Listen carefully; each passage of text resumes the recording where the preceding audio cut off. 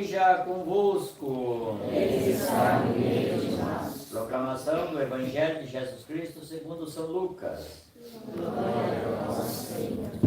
Naquele tempo, disse Jesus à multidão: ninguém acende uma lâmpada para cobri-la com uma vasilha ou colocá-la debaixo da cama. Ao contrário, coloca-a no candeeiro, a fim de que todos os que entram vejam a luz. Com efeito, tudo o que está escondido deverá tornar-se manifesto, e tudo o que está em segredo deverá tornar-se conhecido e claramente manifesto. Portanto, prestai atenção à maneira como vós ouvis, pois a quem tem alguma coisa será dado ainda mais, e àquele que não tem será tirado até mesmo o que ele pensa ter. Palavra da salvação. Glória a vós, Senhor. Senta um pouquinho, dois dedinhos para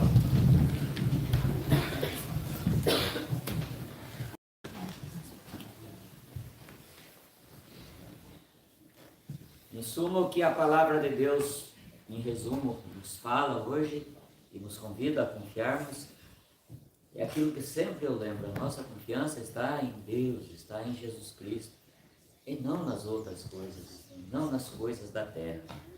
Porque nós olhamos ali a primeira leitura, o livro de Esdras, que narra para nós o edito de Ciro, rei da Pérsia. O povo de Israel, ele foi sempre assim, depois do grande Davi e com a morte de Salomão e a divisão do reino em dois reinos, entre norte e sul, desse tempo em diante, o povo de Israel sempre experimentou as invasões estrangeiras, a dominação e aquilo que nós chamamos de escravidão, que eu já sempre disse para você que ser escravo não é bom de jeito nenhum. Sempre experimentaram isso. Uma das últimas foi a escravidão babilônica, agora assume o Império Persa. O Império Persa, então, com o governante Ciro. Jeremias, muito inteligente, muito sagaz esse menino foi.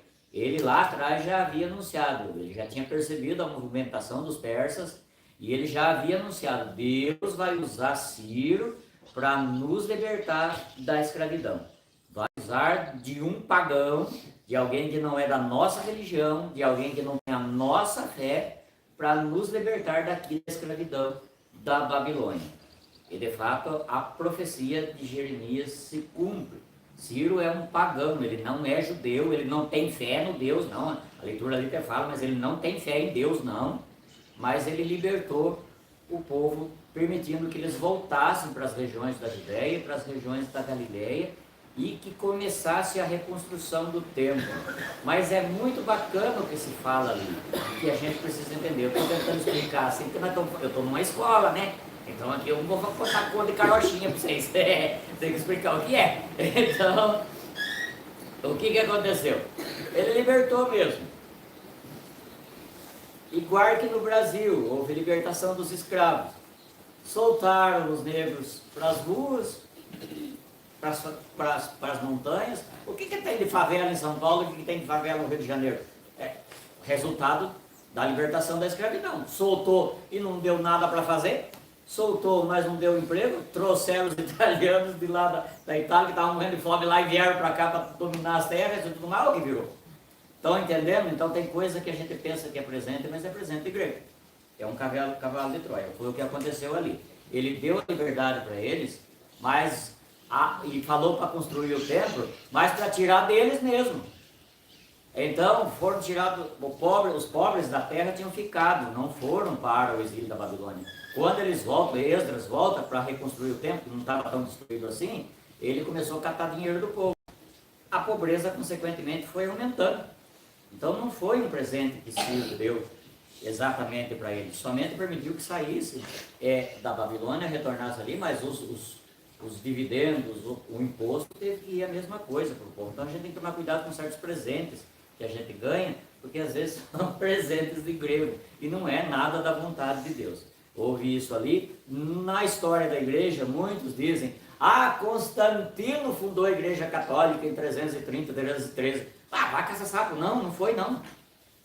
Quando Constantino se tornou imperador de Roma, e lá, com a sede no Oriente, lá em Constantinopla, que foi a cidade que ele construiu, a igreja já estava muito viva. E já tínhamos tido alguns papas até. Então, ele somente deu uma liberdade, supostamente uma liberdade religiosa, como um ato político. Porque ele entendeu, esse povo aí é bastante, é melhor eu estar com eles do que estar sem eles. Foi um ato político, não foi um batizar a igreja, de jeito nenhum. Como o edito de Ciro foi um ato político, não foi exatamente uma liberdade. Foi uma permissão para que se construísse o templo, reconstruísse o templo, mas usando os próprios recursos que eles tinham, que causou pobreza, que causou miséria em Israel. Depois nós olhamos Jesus na sua caminhada. Lucas sempre mostra Jesus na sua caminhada e nos ensinando, nos trazendo a graça da liberdade, a graça da vida e a graça da esperança. E ao nos trazer a graça da liberdade, a graça da vida, a graça da esperança, ele nos convida a sermos o quê? Luz. Mais uma luz que se esconde debaixo da cama? Não. Uma luz que se coloca escondido? Não, uma luz que se coloca no candeeiro, que brilhe. E gente, nós vamos brilhar com o nosso bom testemunho. Então você vai ser uma luz na escola, se você for um bom aluno, se você respeitar e for bom colega, bom amigo dos seus colegas na escola, não é verdade? Aí, ó. Então, for bom amigo dos colegas na escola, se for prestar atenção naquilo que os professores estão passando, que às vezes os professores ficam desvelando lá os miseráveis para tentar passar uma lição para vocês, e vocês estão fazendo baguncinha. Pensa que o padre é cego? Não sou não. Eu deixo. E escuta também. Então, ser um bom aluno, prestar atenção no que o professor passa, ser bem comportado, aí você vai ser essa luz que Jesus está falando no Evangelho, acolhendo a graça de Deus. O professor também ser um bom professor, não contar conto de carochinha na sala de aula também, que isso também não é bom, e falar a verdade das histórias da vida, porque nós temos que nos formar claramente para podermos viver bem na sociedade e não vivermos enganados por ninguém. Então, por isso, aí cabe para todos nós a palavra de Deus, sermos luz e não termos medo de testemunhar as verdades do Evangelho e a luz e a verdade que Jesus Cristo nos traz, que nos leva sempre a buscarmos os caminhos da vida, da esperança e também da alegria, enquanto caminhamos cá na face da terra.